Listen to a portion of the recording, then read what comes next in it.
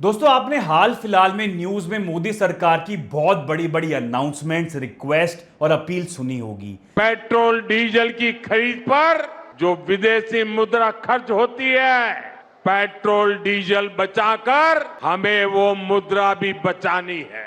विदेशों में वैकेशन पर जाने का मिडिल क्लास में कल्चर बढ़ता जा रहा है, तो कम से कम एक साल के लिए हमें विदेशों में जाने की बातों को टालना चाहिए। साल भर तक घर में कोई भी फंक्शन हो, कोई भी कार्यक्रम हो, हम सोने के गहने नहीं खरीदेंगे। अगर हम तेल खाना कम करें ना, तो भी वो देशभक्ति का बहुत बड़ा काम है। बहुत जरूरी है कि हम केमिकल फर्टिलाइजर की खपत 25%, 30%, 40%, 50% उसको घटाए, आधी कर दे। जैसे कि मोदी जी ने बोला इस साल सोना मत खरीदो, विदेश यात्रा मत करो, वर्क फ्रॉम होम करो जहां जहां पॉसिबल है और कम से कम तेल जलाओ। दूसरी तरफ आपने न्यूज में देखा होगा सोने पर इंपोर्ट ड्यूटी बढ़ा दी गई, मतलब भारत में सोना खरीदना और महंगा हो गया। इसके साथ साथ रुपया गिरता ही चला जा रहा है, अपने इतिहास के सबसे बुरे दौर से गुजर रहा है जहां रुपया 95 क्रॉस कर चुका है। 28 फरवरी से हम देख रहे हैं यूएस ईरान की लड़ाई चल रही है, स्ट्रेट ऑफ हॉर्मुज बंद है जहां से गैस, तेल, फर्टिलाइजर सब आता था एशिया के लिए और भारत के लिए। और हमारी निर्भरता कितनी ज्यादा है इन रॉ मटेरियल्स पे, ये भी हमने देखा है। लेकिन दोस्तों ये भी सच है कि अभी तक 2 से ढाई महीने हो गए हैं वॉर को चलते हुए और भारत के सिटीजन की आम लाइफ पे किसी भी एंगल से ज्यादा फर्क नहीं पड़ा इस वॉर का अभी तक। लेकिन दोस्तों आज हम इन सभी न्यूज और डेवलपमेंट्स को समझेंगे एक मैक्रो इकोनॉमिक के एंगल से, और मैं आपको बताऊंगा कि क्यों ये फाइनेंशियल ईयर 2027 हम सबकी लाइफ का 2008 के फाइनेंशियल क्राइसिस के बाद एक बहुत खराब साल होने वाला है और बहुत संभल कर चलने की जरूरत है दोस्तों इस साल हमें।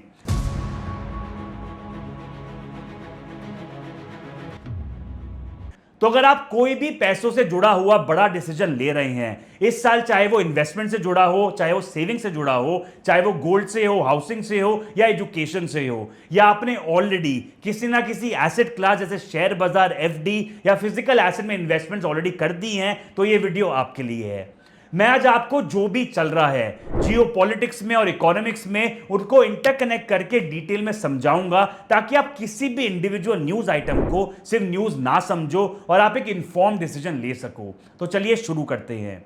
देखो, लड़ाई की वजह से कच्चे तेल का दाम $100 पर बैरल से ऊपर चल रहा है, जो पिछले साल करीब करीब 65 से $70 पर बैरल की रेंज में था। और भारत अपनी जरूरत के करीब करीब 90% बाहर से खरीदता है, तो यह पक्का है कि इस बार तेल का बिल जबरदस्त आने वाला है। और इस इंपोर्ट की पेमेंट होती है डॉलर में, तो डॉलर ज्यादा चाहिए होंगे, जिसकी वजह से रुपया पे और ज्यादा दबाव आएगा और जो आने वाले टाइम पे और ज्यादा बढ़ सकता है।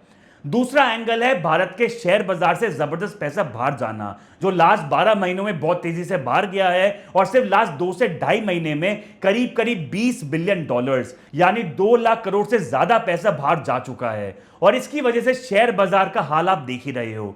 सेंसेक्स जो कभी 85,000 पे होता था, आज वो 74,000 पे चल रहा है। और दोस्तों आगे भी और ज्यादा बुरा टाइम आने वाला है, मैं बताऊंगा क्यों।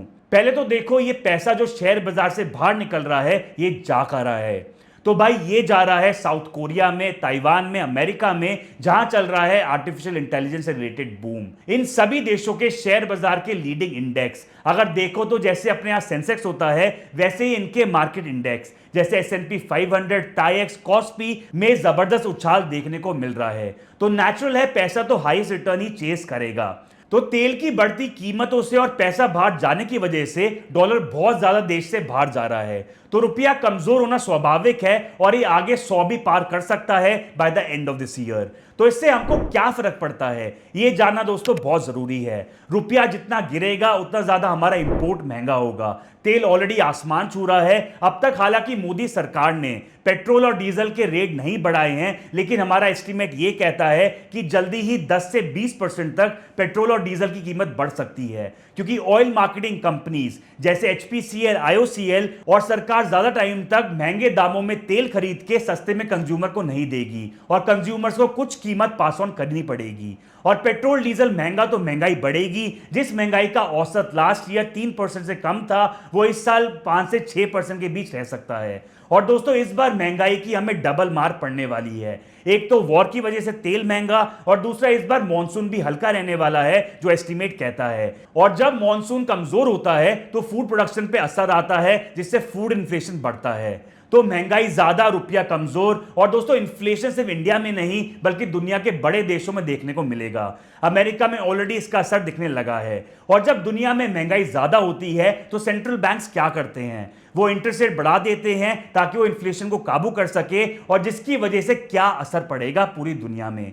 जब अमेरिका में इंटरेस्ट रेट बढ़ेंगे इन्फ्लेशन की वजह से, तो पैसा और ज्यादा बाहर जाएगा भारत से, क्योंकि एक तो यूएस में 10 साल के बॉन्ड अभी 4.5% रेट ऑफ इंटरेस्ट पे चल रहे हैं, और अगर फेड इन्फ्लेशन को कम करने के लिए 50 बेसिस पॉइंट से भी रेट बढ़ा देता है तो रेट ऑफ इंटरेस्ट बॉन्ड पे 5% हो जाएंगे। और डॉलर रुपया के अगेंस्ट एक साल में 12 से 18% रिटर्न देगा, क्योंकि जब पैसा बाहर जाएगा इंडियन मार्केट से तो डॉलर की डिमांड और बढ़ेगी, जिससे रुपया और कमजोर होगा। तो मोटा मोटा 20% का रिटर्न पकड़ के चलो अमेरिका के रिस्क फ्री बॉन्ड पे, तो कोई पागल ही होगा जो इंडिया के शेयर बाजार में पैसा लगाएगा। तो अब सबसे बड़ी दिक्कत यह है कि भाई डॉलर की सप्लाई आएगी कहां से? ये सब हमारी सरकार जानती है, इसीलिए अपील कर रही है कि फॉरेक्स बचाओ। और हमारे देश में एक और बड़ी दिक्कत यह है कि हम एआई रेस में बहुत पीछे हैं, क्योंकि हमारे पास कोई एआई रिलेटेड चैंपियन कंपनीज नहीं है जिसमें फॉरेन इन्वेस्टर्स पैसा लगाना चाहेंगे।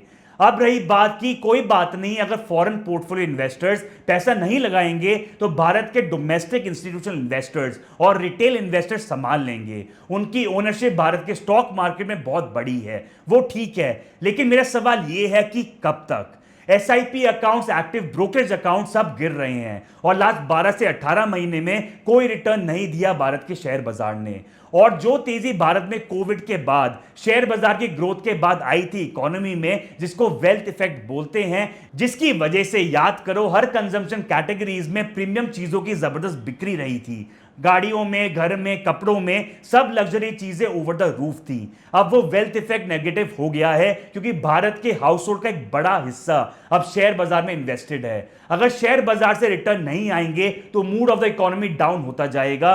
लोग सिर्फ जरूरी एक्सपेंडिचर ही करेंगे और बाकी कंजम्पशन अपनी रोक देंगे। तो फाइनेंशियल ईयर 2027 का लूप क्या है? महंगा तेल, कमजोर रुपया, बढ़ती हुई महंगाई, जिसकी वजह से इंटरेस्ट रेट ऊपर रहेंगे दुनिया में, जिसकी वजह से पैसा यूएस बॉन्ड में जाएगा तो डॉलर मजबूत रहेगा, और इन सब की वजह से कंजम्पशन स्लो होगी, एक्सपोर्ट स्लो होगा, इन्वेस्टमेंट स्लो होगी, और भारत के ग्रोथ के सारे इंजन स्लो होंगे। और अगर ग्रोथ स्लो तो सेंसेक्स कहां से तेज होगा? और सेंसेक्स स्लो तो रिटर्न नहीं, तो कौन पैसा लगाना चाहेगा इंडियन बाजार में? ये एक लूप है दोस्तों, जिससे निकलना बहुत ज्यादा मुश्किल होगा। ये सब एनालिसिस दोस्तों आज की मैक्रो सिचुएशन को देखते हुए की गई है। अगर वॉर जल्दी खत्म हो जाता है तो हालत काफी डिफरेंट होगी। जो आगे का डिस्कशन है, वंस ट्रूस हो जाता है और ईरान और अमेरिका सेम पेज पर आ जाते हैं, तो अब बात करते हैं कि इंडिविजुअल लेवल पे इस चैलेंजिंग ईयर से खुद को कैसे सेव करें। ये क्राइसिस वॉर ड्रिवन है, लेकिन वॉर अगर जल्दी भी खत्म हो गया फिर भी तेल की कीमत इस साल नीचे नहीं आएगी ज्यादा, क्योंकि प्रोडक्शन फैसिलिटीज भी काफी ज्यादा हिट हुई हैं। दुनिया भर की कंट्रीज के ऑयल रिजर्व्स कम हुए हैं, तो ऑयल की डिमांड जबरदस्त रहने वाली है। सब देश अपने रिजर्व्स बढ़ाएंगे कि कल को अगर वापस से ऐसी सिचुएशन आ जाती है तो उनके पास इनफ तेल हो। इसीलिए तेल नीचे नहीं आएगा तो इन्फ्लेशन दुनिया भर में ऊपर रहेगी, जिसकी वजह से सेंट्रल बैंक्स रेट्स को ऊपर रखेंगे, जो इक्विटी मार्केट के लिए अच्छा सिग्नल नहीं है, स्पेशली फॉर इंडियन मार्केट, जहां हम टेक बूम ऑलरेडी मिस कर रहे हैं। रेट्स ऊपर तो पैसा डॉलर बेस्ड बॉन्ड एसेट्स में जाएंगे, जिसको सेफ हेवन बोलते हैं। तो ये चीज ना गोल्ड के लिए अच्छी है ना मार्केट के लिए। और अगर आप सोच रहे हो कि करेक्शन आ गई मार्केट में, मैं इन्वेस्ट कर देता हूं, तो आप अभी कैश होल्ड करो, क्योंकि अभी और बेटर करेक्शन आएगी अच्छी कंपनीज में, वो और अच्छा मौका देंगे आपको पैसा इन्वेस्ट करने का। I will do a separate video on further strategies, कौन से सेक्टर ज्यादा करेक्शन देखेंगे और क्यों।